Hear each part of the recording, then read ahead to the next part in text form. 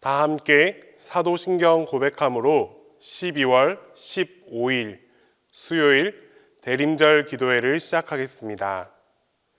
나는 전능하신 아버지 하나님, 천지의 창조주를 믿습니다. 나는 그의 유일하신 아들, 우리 주 예수 그리스도를 믿습니다. 그는 성령으로 잉태되어 동정녀 마리아에게서 나시고 본디오 빌라도에게 고난을 받아 십자가에 못 박혀 죽으시고 장사된 지 사흘 만에 죽은 자 가운데서 다시 살아나셨으며 하늘에 오르시어 전능하신 아버지 하나님 우편에 앉아 계시다가 거기로부터 살아있는 자와 죽은 자를 심판하러 오십니다. 나는 성령을 믿으며 거룩한 공교회와 성도의 교제와 죄를 용서받는 것과 몸의 부활과 영생을 믿습니다.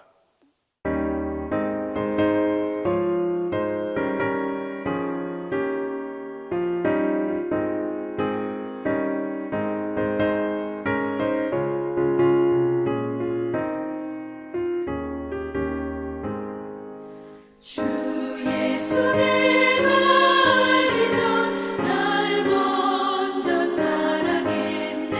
그 크신 사랑 나타나 내 영혼 거듭났네. 주 내 맘에 늘 계시고 나 주의 안에 있어. 저 포도비유 같으니 참 좋은 나의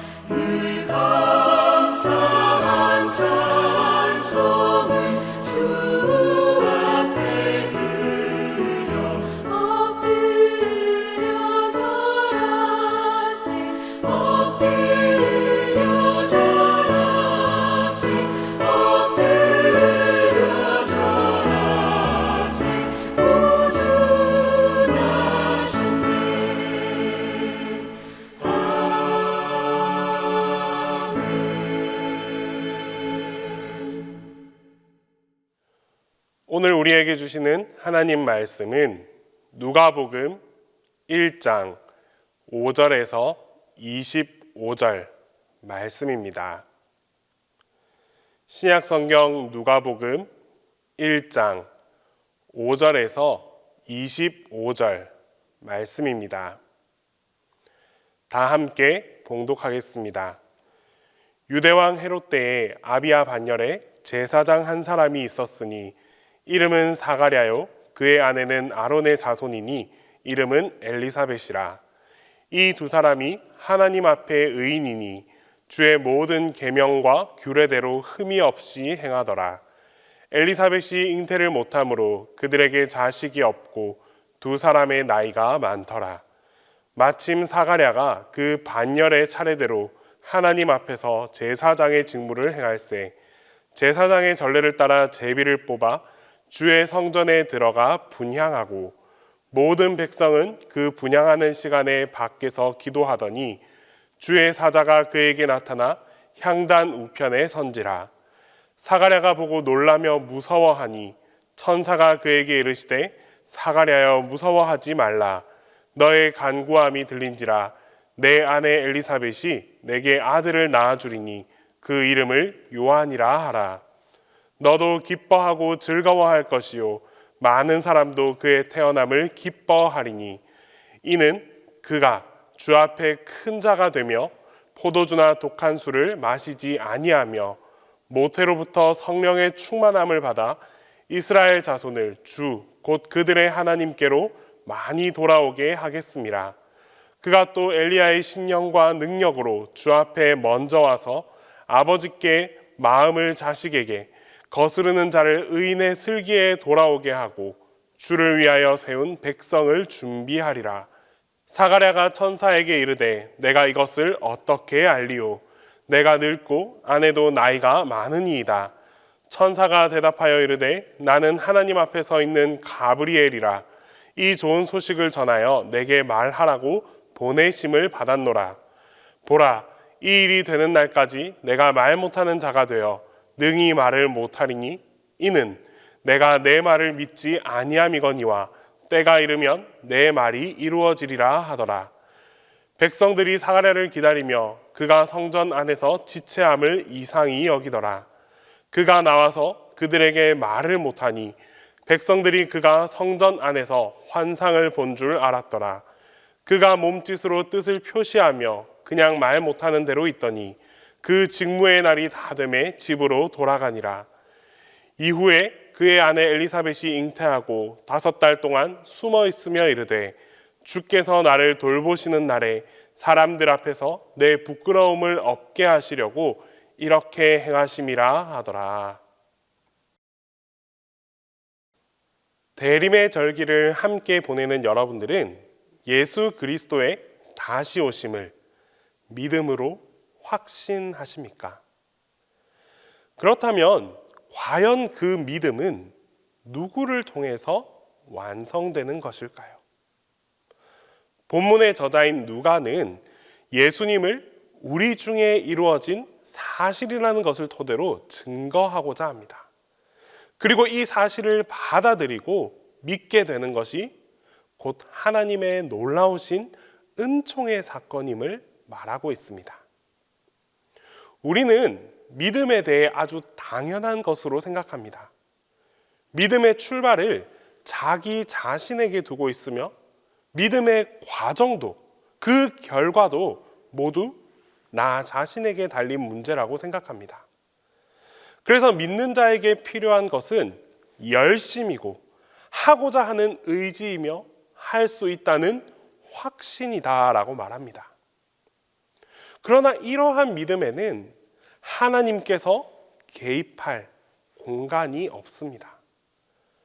하나님은 다만 인간이 하는 것을 보고 계시다가 채점을 하시고 또 점수가 좋으면 좋은 대로 상을 주시는 그런 분으로 여길 뿐입니다. 그래서 열심의 정도가 믿음의 수준으로 부각된다고 착각하며 살아가기 쉽습니다. 이는 철저하게 하나님께서 일하시고 이루신다는 것을 배격하는 것입니다. 말씀의 능력도 외면하고 말씀이 살아서 역사하신다는 사실도 부인하는 행동입니다. 오로지 사람이 일함으로써 하나님의 일이 이루어진다라고만 생각할 뿐입니다.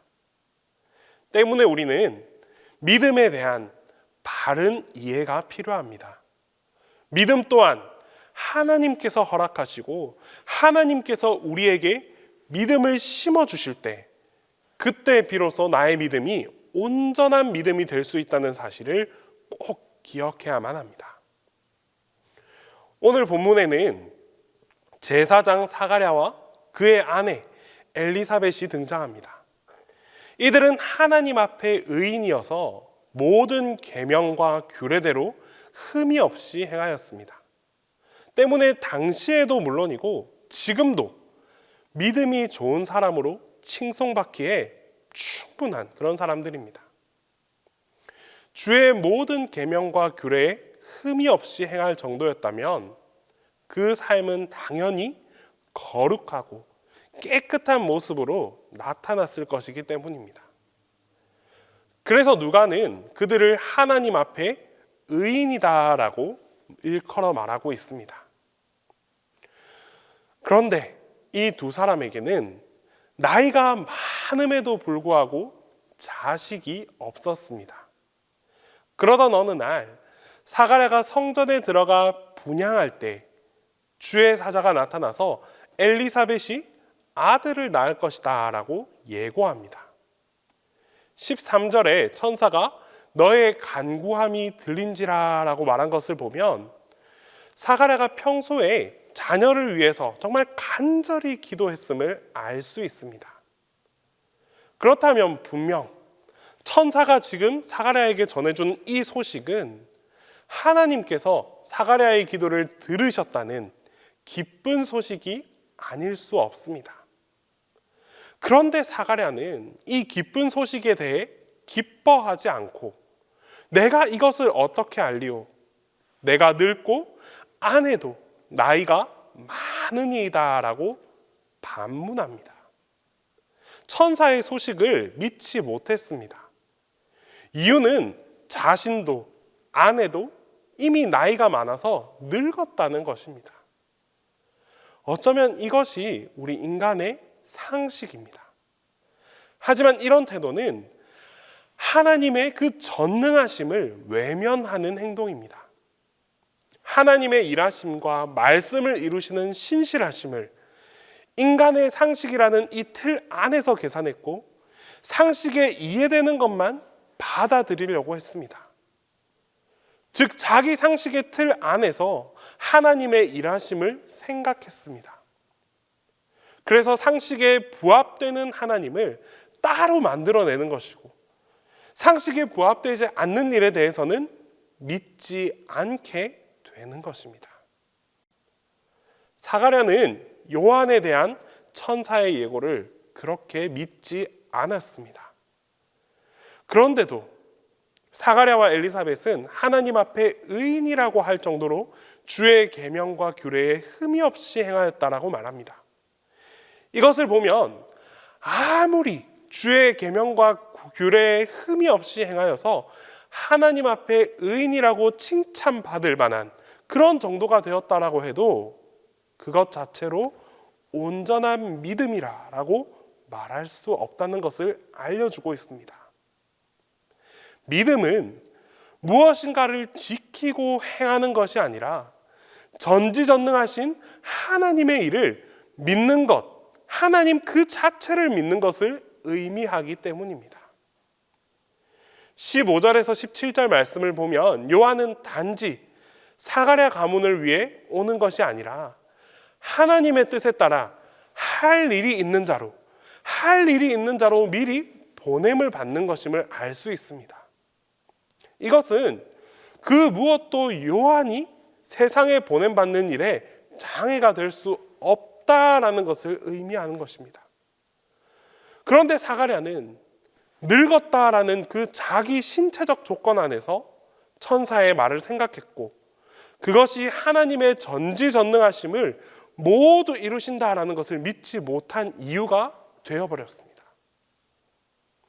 하나님께서 뜻을 가지고 일하시는 세계는 우리가 가늠할 수 있는 것이 아닙니다.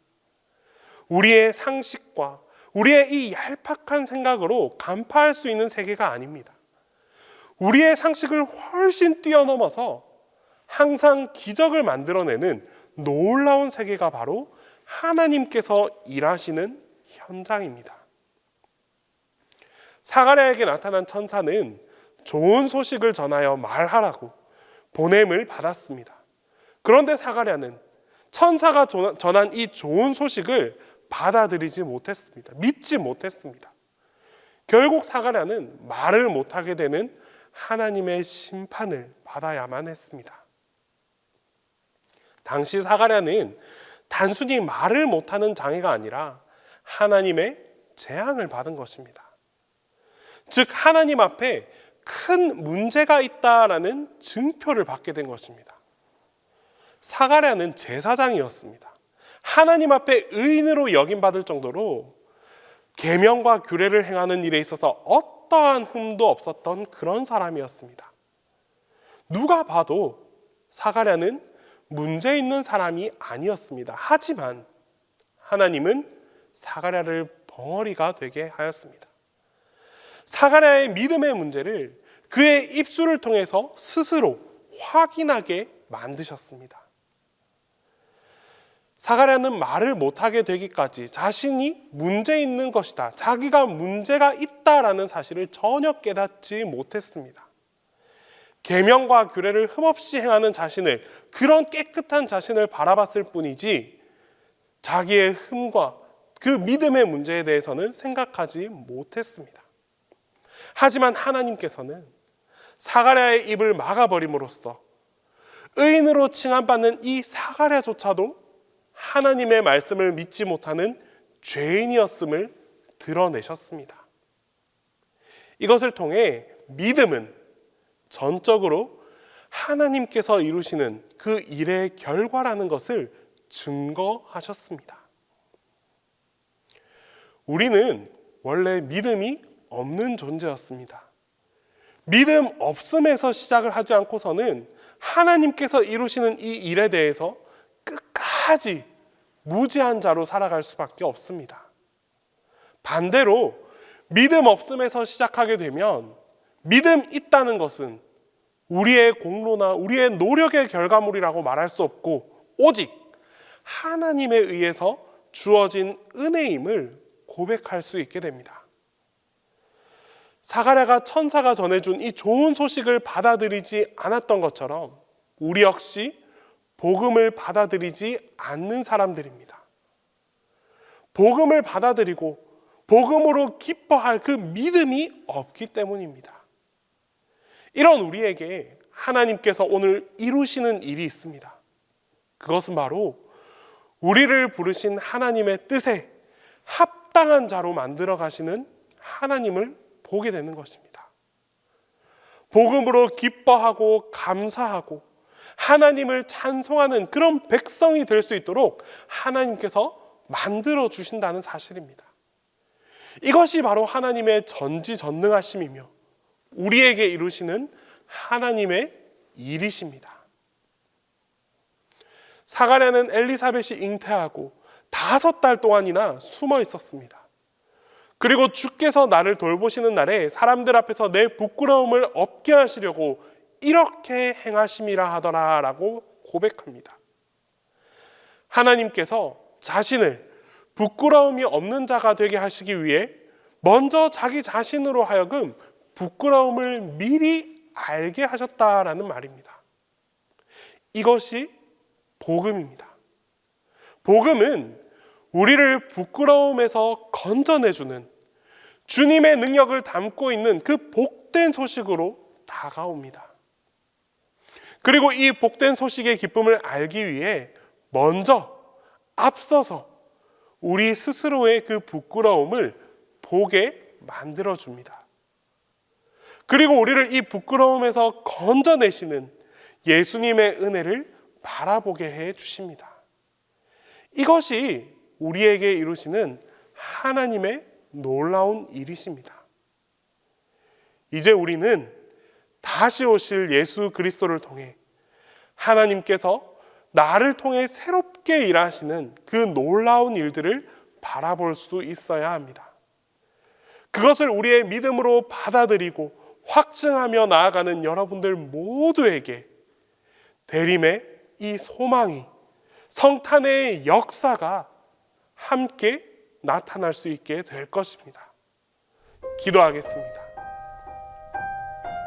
우리 이 시간 먼저 기도드릴 때에는 다시 오실 예수 그리스도를 향한 그 온전한 믿음을 허락하게 해달라고 기도하겠습니다. 두 번째로 우리에게 주어진 이 믿음 또한 주님께서 주신 은혜라는 사실을 깨닫고 살아갈 수 있게 해달라고 기도하겠습니다. 끝으로 이제 고3 수험생들이 수능을 치른 지 약 한 달이 지났습니다. 앞으로 또한 입시의 여러 가지 과정을 지나가게 될 텐데 이 고3 수험생들 모두에게 주님께서 주시는 인도하심이 나타날 수 있게 해달라고 우리 시간 함께 기도하겠습니다. 이 땅 가운데 소망으로 임하실 주님, 오늘도 변함없이 주님의 다시 오심을 기다리며 나아갑니다. 하루하루의 삶 속에서 주님을 온전히 기다릴 수 있는 담대한 믿음을 허락하여 주시옵소서. 세상이 혼탁하고 환경은 더욱 힘들어져 가고 있는 오늘입니다.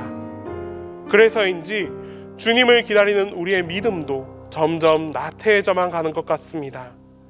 주님, 우리에게 더욱 단단하고 굳건한 믿음을 주시옵소서. 주님, 지금까지는 믿음에 나의 노력과 나의 열심을 통해 이루어지는 줄로만 알았습니다. 하지만 이 믿음 또한 주님께서 주시는 은혜라는 사실을 깨닫습니다. 우리의 믿음을 회복시키기 위해 주님께서 다시 우리 가운데 찾아와 주신다는 사실을 또한 알게 되었습니다. 이제라도 주님께서 주시는 참된 믿음을 품고 살아갈 수 있도록 주님께 더욱 간구하게 하여 주시옵소서. 주님께서 우리의 간구에 응답하셔서 올바른 믿음 안에 살아갈 수 있도록 도와주시옵소서. 주님, 고3 수험생들이 수능을 치른 지 한 달이 되어갑니다. 이제부터는 입시라는 또 한 번의 과정을 거쳐야 합니다. 주님, 이 과정 속에서 하나님의 인도하심이 우리 수험생들 모두에게 나타나게 하여 주시옵소서. 아주 작은 결정 하나까지도 주님의 뜻을 구하게 하시고 주님께서 응답하여 주시옵소서.